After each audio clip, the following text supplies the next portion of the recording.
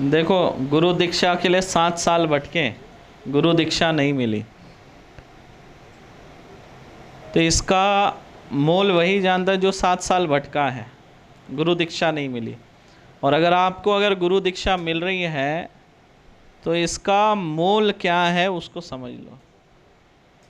ये नहीं कि आपने कोई दान राशि जमा की, मैंने गुरु दीक्षा ले लिया। ये गुरु दीक्षा एक ऐसी संपत्ति है, इसको आप धन से नहीं तोल सकते, समझे। गुरु दीक्षा का स्थान बहुत बड़ा है। सबसे पहला ध्वज लगता है सनातन धर्म का, भगवा ध्वज।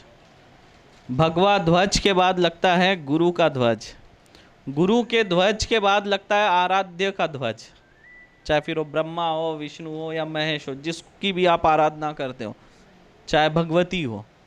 तो पहला ध्वज सनातन का, दूसरा ध्वज गुरु का, तीसरा जो ध्वज होता है वो देवताओं का होता है।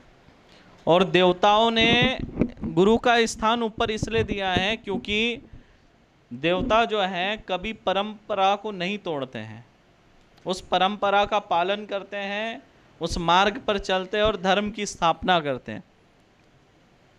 और इसीलिए अगर आप अपने गुरु का पूजन नहीं करते, अपने हृदय में अगर आप गुरु को नहीं बसाते हैं, किसी भी पूजा पाठ अनुष्ठान से पहले अगर आप गुरु का ध्यान नहीं करते हैं, तो आपको कोई भी पूजा पाठ फलित नहीं होती है।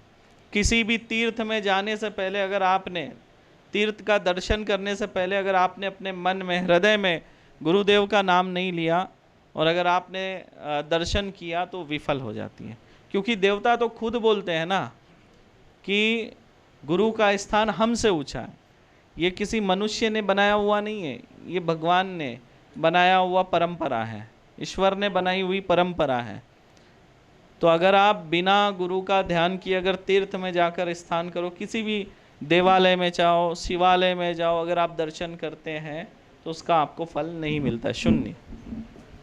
और जिसने गुरु नहीं बनाया है, बिना गुरु के जीवन जिए जा रहा है, तो समझो वो तो अंधेरे में जी रहा है। और कुछ लोग बोलते हैं ना, जैसे अपने मन से मैंने शिव जी को गुरु मान लिया, मैंने काली माता को गुरु मान लिया। ऐसा नहीं होता है। गुरु बना लेने से नहीं होता है, गुरु को देखने से, गुरु को सुनने से ज्ञान की प्राप्ति होती है।